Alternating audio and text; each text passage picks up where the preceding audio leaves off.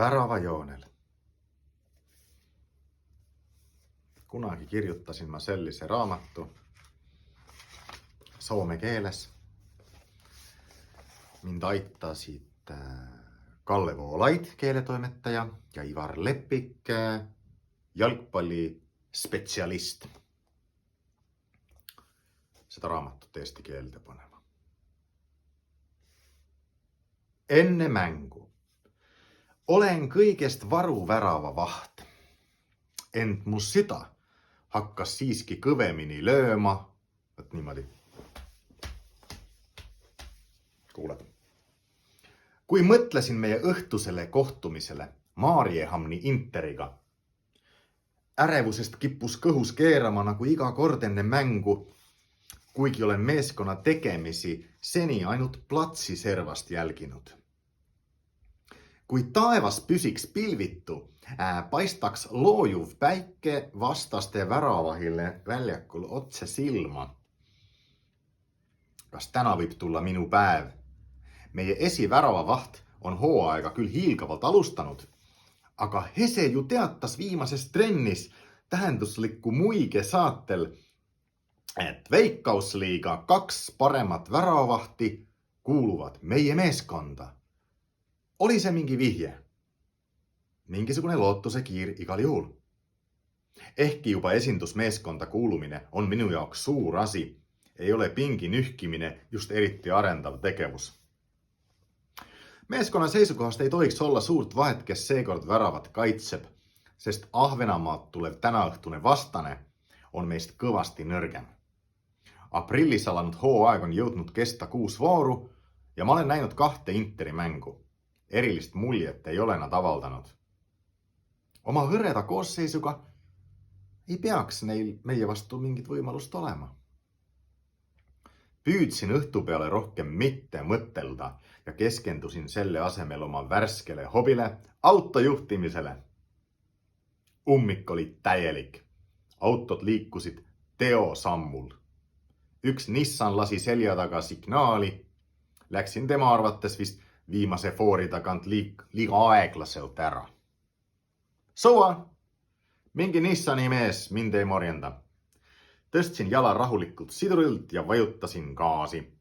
Kabriolett Golf veeres mõnusalt järgmise foorini. Lükkasin kolmanda pealt vaba käigule ja jätsin vahe eesseisva taksoga sellise, nagu autokoolis õpetatakse.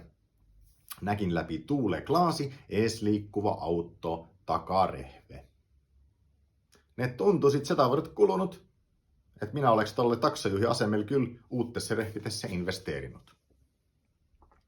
Otsustasin keskstaadionile ringiga läheneda.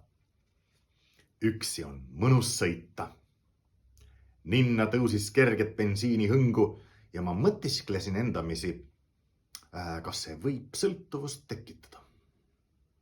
Mulle meeldib autosõiduga kaasnev vabadustunne ja oma muusika kuulamine. Tänasel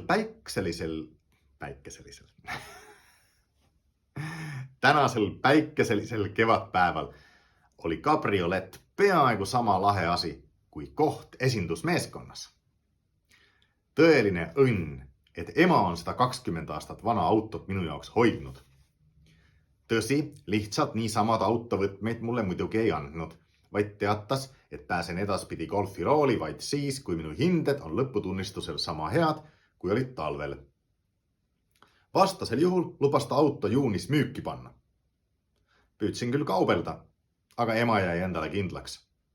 Nüüd tuleb lihtsalt pöiad hoida, et kõik läheks hästi. Praeguse seisuga ei ole lõpuhinnetes veel mingisugust selgust. Autotervi liikus aeglaselt järgmise foorini. 5 autot jõudis vasakule keerata, siis lõi punase ette. Panin suunatule sisse ja jäin kannatlikult oma korda ootama. Ühtäkki helises telefon. Keerasin Hallo Helsingi uue plaadi hääle maha ja võtsin kõne vastu. See oli koristaja. Meeskonna andunuim fänn oli juba oma 2 õlut alla kulistanud. Rohkem ta enne mänge ei joonud. Ta tahtis staadionil viibida ikka enam-vähem kainelt. Pealegi vastutas ta meie fännikoordinaatorina meedia ja politseiga suhtlemise eest. Praegu oli koristajal vist midagi tähtsat. Seega pöörasin bensuka parklasse ja tõmbasin käsipiturit, nii et see kriiks pidi ka tema mobiili kuulda olema. Aga teda huvitas muidugi hoopis muu. Kalle, ütle mulle, kas sa mängid täna? Ei usu, aga lootus sureb muidugi viimasena. Küsimus oli kergelt ootamatu. Nagu ta ei teaks, et treener avaldab algkoosseisu alles 1,5 tundi enne mängu. Kuulsin, kuidas Hese ühe mehega sinust rääkis. Arva ära, kellega ta rääkis? Kust ma võiksin seda teada? Järgnes pikk vaikus. Kuulsin, kuidas koristaja sügavalt sisse hingas. Siis ohkas ta telefoni, kuid ei öelnud ikka midagi. Kiikasin tankla automaatpesula sabas seisvaid autosid ja mulle meenus, et olin andnud emale lubaduse auto nädalavahetuseks puhtaks pesta. Kohtunik, kostus nüüd telefonist mu vestluskaaslase hääl. Mis kohtunik? Howard Webb, tule eile meile, tänane kohtunik, Ukkola, no see kindral.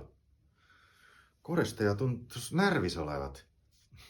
Ent naersin ikkagi automaatselt, kui ta kohtunik Tomi Ukkolat hüüdnime pidi kutsus. Tahtsin isegi kergel toonil jätkata. No tore ju, kui minust räägitakse. Aga sain aru, et koristajal puudub naljatuju. Keerasin süüte välja ja käskesin vanal mängukaaslasel kõik hingelt ära rääkida. Sinu treener Hese Peltomaa kinnitas kohtunikule, et Kallet võib usaldada. Pärast arutasid nad mingi 5 minti su eelmise suve värki. Ma ei kuulnud kõike, mis Hese seal pobises. Aga sinust ja mingist penaltist nad rääkisid. Et kõik on tibens-tobens. Kuulasin tema närvilist juttu hoolega. Tõtt öelda ei saanud ma aru, miks ma nii tähtis isik olen, et treener ja kohtunik mind oma jutu sisse segavad. Aga koristaja ei hoidnud enda arvamust vakka all. Ma annan sulle täiesti tasuta nõu. Hoia pättidest eemale. Või oled sa juba asja sees?